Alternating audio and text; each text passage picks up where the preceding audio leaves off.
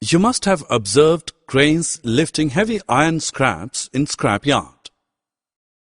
These lifts make use of electromagnets for lifting and transporting large masses of iron scrap, girders, plates, etc. It is also used to separate magnetic material from the junk. The main advantage of electromagnets over the normal magnets is that they can easily start and stop, and the strength of the magnetic field can be effectively controlled. Electromagnets is also used for magnetic resonance imaging, getting a detailed image of the inside of the body to diagnose a number of diseases. A variety of electrical devices such as electric bell, microphone, loudspeaker, etc.